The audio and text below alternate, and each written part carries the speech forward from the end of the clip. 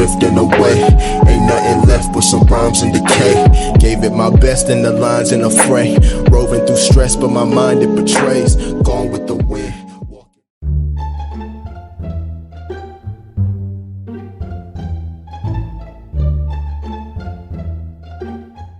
Hey guys, welcome back to my channel and my review for Insecure Season 4, Episode 6. So first things first, I watched a few different reviews and read some comments online. A lot of people were complaining that this episode was too slow, but I felt it was the most realistic because in real life, if you were to get into an argument with your friend, there wouldn't be a whole lot of action that happens after that. You just came up off of a big event that you just planned for over a year. So I think Issa deserved a break. She was already having a whole lot of stuff happen to her anyway. But yeah, people were saying it was a filler episode and that it was too slow and that it was a waste of time. But that's real life. Some days you have fast days and some days you have slow paced days. So I thought it was pretty important, and I anticipated the next episode to be slow because we had such a big blow up between Molly and Issa. So I don't know. I get it because it's only 10 episodes, but at the same time, like, I feel like people are asking for a bit much. So let's jump right into it, shall we? So the episode starts with Issa waking up to what Molly said to her at the block party, swirling in her head about her being a user. She wakes up and checks her Facebook timeline about the event, like all of us do. Usually, probably in our first 10 minutes, we're awake, we wake up, we pick up our phones. And it's actually filled with a lot of people that had positive reviews. The newscaster was, she said something about people getting together for fried chicken and cocoa butter or some ghetto shit like that. But other than that, everybody was really hyped and loved the food. They loved the venue. They loved the music acts, all of it. But because she's still upset about what Molly said, she can't really absorb the message, which is realistic because if your friends, people you care about, say something negative about you, of course you take it worse than you would a stranger. So Molly's been her best friend for we don't know how long now, but what she said was pretty hurtful. So she after that she checks her voicemail and she has voicemails from her brother, Kelly, and one of the assistants. So Amal is calling her out, telling her like, don't worry about what happened between you and Molly. Mom wants to know why you didn't invite her. So I thought that was gonna turn into a thing later, but it does come up later in the story. Kelly is holding Tiffany's newborn baby who is crying and just not easily soothed, and she's trying to figure out what happened between her and Molly and if they spoke. So, oh, and one of the, I don't think it was the last phone call voicemail she got. I don't think was from the same girl who assisted her directly at the block party. I was thinking she's another one of the staff that Condola hired. And she was saying something about the next round of checks will go out to the vendors. So I'm thinking it has something also to do with her later on in the episode. They talk about talk about money twice in this episode. So I'm guessing it's tied to that. So she ends up not calling any of these people back, and she goes in the bathroom and she talks to Mirror Bitch, and she's like, oh, maybe I should call Molly, I acted out and everything, but her Mirror Bitch is like, no, you always apologize first, let Molly call you. And I thought that was a good point to bring up, and I think someone else mentioned it in another review that I watched, where Molly might think that she feels like her position is correct or that she's not in the wrong because Issa is always the person not only asking for help but also comes to her to apologize first even when Molly's in the wrong because Issa always tries to be the bigger person. And in this case I think it'll work for her detriment because Issa's not denying that she did anything wrong. She just doesn't always want to be the first person to put her hand out, and as a person who has experienced that, it's not fun. You get sick of saying sorry, and it feels like the other person just doesn't care about your emotions the same way you care about theirs. So she asked Mirror Bitch, like, well, if I'm not gonna call her, what should I do instead? And she's just like, relax, what is it? Relax, relate, release, which I think is from a different world, if I'm not mistaken. One of you can tell me in the comments. I'm pretty sure it's a quote for something. But she just tells her to take care of herself. Practice self-care Sunday on your own, you know, which is what you were supposed to be doing anyway. So Issa takes this time to take a shower. She cleans her whole apartment, throws out old food. And really, I thought that was nice because that's where self-care starts, is like just taking care of your literal self and your surroundings is like the best thing for you when you're in a state like that. Because even if she left, she would have came back and it would have been a mess, and it would have changed her mood. So Nathan actually gives her a call to check in to see about where she is after what transpired the night before. And I personally think I like what he says to her, and I think that Nathan has somewhat redeemed himself for his behavior of ghosting Issa, because since he's returned, he's been pretty consistent with helping her out, and she's still feeling guilty about what Molly said to her, and she even points it out to Nathan, like, I really appreciated your help, and I hope that you don't feel like I used you. And Nathan, which I had said for the last episode, Nathan didn't care. He was like, I was happy to help. You needed my help, so that was why I helped you. And let's not forget, like, Nathan's still trying to get back in her good graces. So yeah, he was gonna help her, and it came, I think, from a genuine place. Nathan seems like a legitimately good guy. He's just dealing with his own shit, and we'll see if that ever becomes a conversation in an episode. But he does hint at her that he wants to see her, and she thanks him for his help, and she just tells him that she'll hit him back later.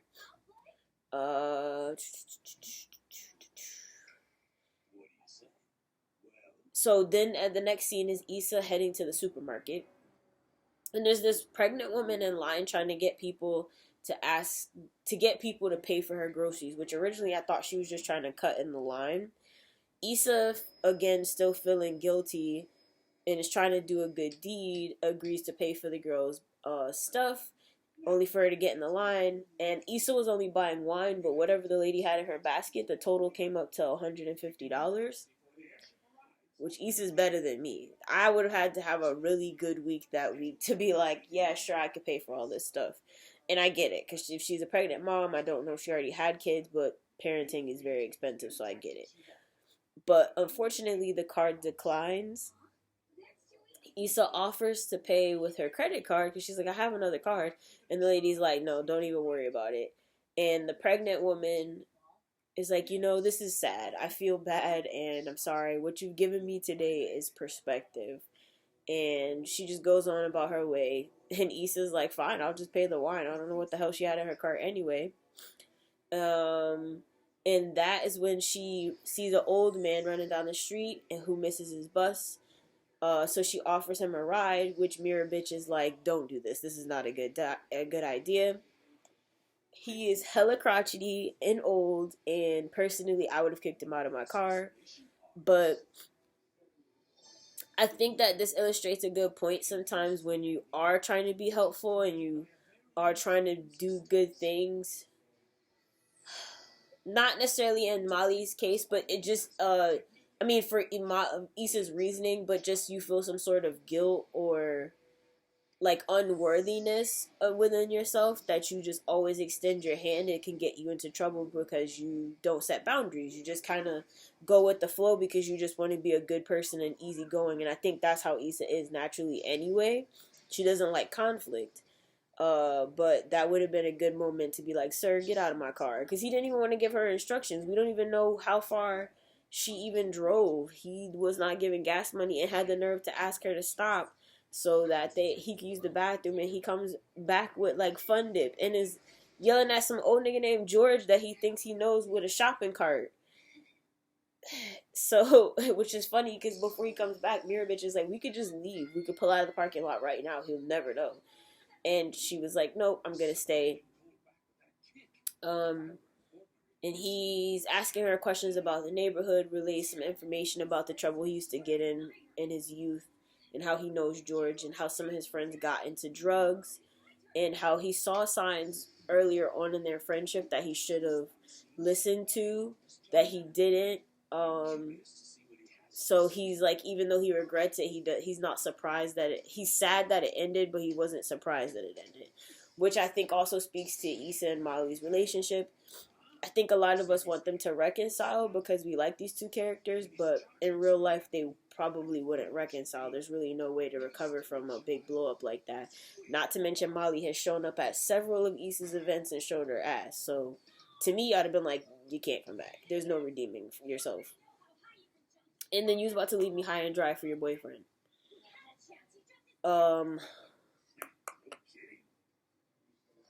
Oh, she drops the old guy off, which he says is his son's house. So his son seems surprised to see him. So I don't know if he was in the process of doing a good deed himself that he went to go see his son. Or was this just he showed up at his doorstep looking for, I don't know, a place to stay or something. But I hope that that was good and Issa felt like better for having done something. So, she ends up taking that wine that she bought at the supermarket to a paint and sip that night, where she meets three other girls that are in town they're from DC that are in town. No, two of them are from DC, one's from Maryland, and they are in Cali for one of the girls' bridal parties, which is Kyla Pratt. Kyla, I think, played the woman getting married. So they're like arguing about how no one brought any actual wine. Issa's like, it's cool, I've got a gallon, don't worry. So she's vibing. She's laughing and joking with these three ladies. And they end up painting dicks instead of cactuses, which was extra funny. They go to leave, and the ladies actually stop her to ask her if she wants to go across the street to the bar with them. She was gonna say no, but mirror bitch, she sees her reflection in like the window, and she's like telling her to go, go hang out with them. And she agrees to go. And they're talking, everything seems great. They're reminiscing about things that they've done over in their friendship, kind of how like reminding you of Kelly and Tiffany and Molly and Issa when they all get together, and kind of showing like an alternate universe of Issa if she had different friends and if they were supportive, because they end up asking her about what she does, and they're really hyping her up, even though she doesn't really know the real like name to call what she does, and she ends up calling herself a cultural curator, which was cool because you saw her trying to find and describe what she does, and she was getting like affirmations from these three strangers that she should have been getting from her three friends the whole time, but they were too busy being assholes, so they didn't see it. So they end up going to one of the girls says that she has to use the restroom. Issa says, I'll go too. Now, I don't know about y'all, but and maybe they showed it and they didn't show it, or if they did and I didn't see it. But I don't know why I thought that Issa possibly left her purse at the table, which we know in real life you wouldn't do, right? They might be chill, but they're still strangers. You wouldn't leave your purse with them. But I thought at first that's where that was going. And they used the bathroom. The girl's asking her questions about where to find guys in California, or the best places to find all the hood niggas. And Issa's giving her direct instructions, and then the girl just stops replying. So she leans down to see, she's like, girl, did you fall in? And there's no feet there. She comes out again. This is why I thought she left her purse. I thought they had took her shit and left. Come to find out, Issa had her wallet, but they did end up dining and dashing on her, and Issa got the bill. Which I kept seeing people being like, "How did she pay for this meal with these three people if she couldn't pay for the groceries?" And I was like, "Remember, she said while she's in the line, I have another card." So I'm assuming that's the card that she used to pay for that dinner. So we see her. She's pissed. She's talking to herself. She's hyping herself up. She sees the girl. She runs up to her, smashes the painting over her head, and calls them out basically for dining and dashing on her. Which I was really heartbroken to find out this was one of Issa's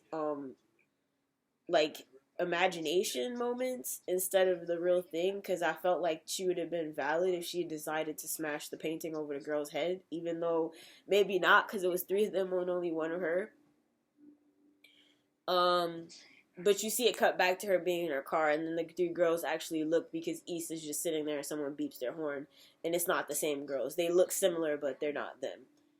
So she ends up calling someone, asking if they can come over, and it comes out to be, who I thought originally was Nathan, is her mother, aka Tasha Mack, aka, I think it's Raquel something Robinson?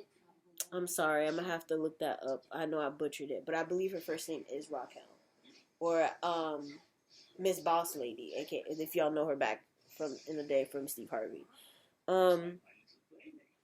But she comes over. Her mom's like, "Why didn't you invite me to the block party? I would have liked to go." And she's like, "Mom, you've told me repeatedly you don't like large crowds of black people." And her mom's like, "I don't like large crowds of any kind of people. They make me itch." But I also kind of like her mom, where I'm like, even if I'm not going to go, you should still invite me, because I would like to say no. Don't just count me out. Only because I think I just do the courtesy of inviting everyone, and if you don't show up, you don't show up. So, her mom's like trying to chat with her, asking her what's going on. She's like, nothing. Her mom offers her some gumbo. She says no, which her mom, I guess that's the trigger, because she's like, this girl says she don't want no food. And she just tells her, come here. And Issa's like, what's wrong with you? And she's like, just come here. And she comes over and she hugs her. And Issa completely breaks down, which I thought was a really good moment and a sigh of relief that we haven't had this season. Because I think it's realistic where people just go to the mother figure in their life and just vent to her. They know when something is wrong. They know that you trust them emotionally. That's why she called her mother, and she's not Nathan. She knew that was the person that she could lean on in that moment. And the next scene cuts to them talking on the couch, and she's talking about a time where she heard her mom say that she had her hand in too many pots, and her mom clarifies, like, no, I wasn't saying that, you didn't know what you were doing. I was saying that you have a lot of stuff that you are so skilled in. I wish I could be more like you, and I admire you. And Issa, like you hear of somebody that you respect is like, you admire me? Like, I didn't know that. So that was a huge ego boost, especially, again, an affirmation that she wasn't getting from Molly's ass, and not Kelly or Tiffany either until the day of the actual event. So, and she's just, I think what we all do, even I suffer from this, of having like an internal clock of being like, when you're supposed to reach certain deadlines or important things in your life by a certain age. And Issa's frustrated because she's like, by the time I was your age, you were married, you had kids, you had all this stuff going. Her mom reveals that her and her brother were mistakes, and she's horrified, of course, because her mom just told her she was a mistake. But she was like, I adjusted. I learned to live with it. You and your brother turned out to be something that was really important in my life that I needed, but I struggled. It was hard. And she was like, you're going to figure it out too. Like, that is your 30s. You're coming into your own. And I think that was what Issa's been frustrated about, because she's been struggling with coming into her own. And I think she looks at her friends and thinks that they have it all together, and she's just struggling. And I think they reinforce that too, but I think they're a hot mess too. They just make more money than Issa, so they're able to hide their shit differently in a way that she hasn't, or it may not be able to just yet. So after that, she's leaving her mother's house on her way home. She gets a call from Kelly, and Kelly's like, hi, this is Kelly. Who is this? And Issa's like, you called me, Kelly. And she was like, oh yeah, well, I keep calling and you keep ignoring my calls, bitch. And she's asking her, like, well, have you spoken to Molly yet? Have you called her yet? Have you guys hashed this out? And Issa's like, no, I have not called Molly, but are you going this hard on her the way you are on me? And she's like, yeah, I am. I've been calling her and telling her that she should talk to me too. Which is pretty telling to me that you've already called Molly and told her that she should apologize and Molly hasn't. But at the same time, I think if you have a big argument like that with your friend, you don't squash it in a day. I think it takes time for you to just relax, and I'm sure Molly's being prideful, or she wants to apologize, but she's too embarrassed. So those are the two things that I see like being options. That was telling that Molly also didn't call her, but again, I think it could be embarrassment or pride that she doesn't want to do it. So, she's like, all right, cool, whatever, Kelly. They get off the phone. She does not call Molly because who would after something like that? And she changes into like these lounge clothes, which looks like a collection of like all the niggas who have been in her apartment that she's hooked up with over the years. None of those clothes look like she bought them herself. And she just sat and she smoked. She smoked a blunt, like, which makes complete sense. Like, you've had a long day, it was stressful. You're having like a crummy time with your friends. Sometimes you just gotta smoke to relax. And she did that, and then she went back on Facebook, and then was finally able to through the comments in a positive way, and respond back to people that were asking questions about the restaurant or vendors, or where they'll get a chance to do something like that again. And she said, she commented back to them like, coming soon. So I think that's a sign that Issa's finally found something that she genuinely enjoys. I think that was telling too, where we say that Issa is immature, but she literally came up with a concept and took a whole year to plan it and execute it. And I want to say it said the channel was Life Coach Shawnee. She mentioned how sometimes, even though we were saying Condola was shady for not helping Issa, in a case like this, Issa was better off with Condola not helping her, because Issa was able to see that she could do something on her own without anyone's help. And she was able to take credit fully for that project in a way that she couldn't have if Condola had stuck around. And I think it was a good boost for her. Like, she was tired, she was frustrated, it was stressing, but I think she will look back and be like, wow, that was really me, I accomplished it. So of course now, after she's in a better mood, she got the munchies, but she don't have nothing in her fridge because she cleaned it out earlier. So she ends up at her Ethiopian spot, which I recognized immediately from the first season. And she goes in there, which I feel like low-key I was like, Molly's probably going to be in there simply because that's how we first met them, with them eating at that restaurant. And she's about to go in, she's really hype about this food, only to see that Molly's sitting at the counter. Which which I saw people being like, oh, well, Issa probably saw that Molly wasn't bothered, she was smiling and texting, she didn't want to go in. And others was like, oh, of course Molly would show up, she's mad, she's smug, But I personally think Molly was there on purpose because she was hoping that Issa would show up. Because if she was hoping that there would be no interaction, then why stay and eat? Why not do what Issa was doing, which was picking up food that she ordered? So, like, wouldn't you would want to dip in and out as fast as you could. You wouldn't want to try to bump into people. And the fact that you're sitting at this restaurant at the counter where she could see her right by the door, I don't feel like was an accident. So Issa's debating whether or not she wants to go in, and she opts to just go home. And to be real with you, I probably would have did the same thing, but I really like food. So I probably would have found somebody that I could send in and collect the food for me and then go home. But again, I thought it was really realistic. It's only been a day. You're not going to be cooled off enough to go want to talk to somebody. So I wasn't expecting a resolution or anything by the end of this episode. I thought it was just a change of pace and just seeing how she's coping. I did see the preview for the next episode, which is featuring Molly and Andrew, which they're on vacation, and we meet Andrew's friends. So that'll be interesting because I'm hoping we'll find out more about Andrew, but I'm also wondering how this is going to tie into him and speaking it to Molly, because he's been the one teaching her lessons since she can't be a mature person on her own without the help of her boyfriend. So I think this will be Andrew opening up to her in a way that he hasn't but also a chance for them to have a real conversation. So it looks like it's going to be hilarious. Like, the pace that we slowed down from, I think, is going to pick back up in the next episode. So I don't know. I really like them together. Molly is very irritating. I do not care for her character, but I actually do want her and Andrew to stay together. Not just because I think Andrew is really cute, but I think that he helps her. They mesh in a way that helps her mature. That is helping her mature in a way that I don't think she would be getting if she wasn't. I think most of her experience too, which I also feel like comes into play, comes from her like chaotic personal life. She's never had a boyfriend or something long term and cared for somebody the way that she does Andrew.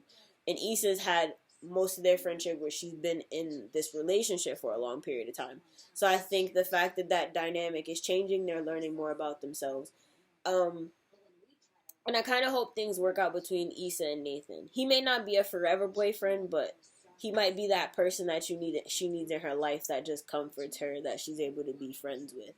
And I think Nathan would appreciate her company. They seem like they vibe in that way where you don't necessarily always need to put labels on things. You just vibe with that person. You just hit them up, you know. They seem like the type, if they were to go their separate ways, if they're able to be level-headed about it, they could still remain friends. So, I don't know. I really like this episode.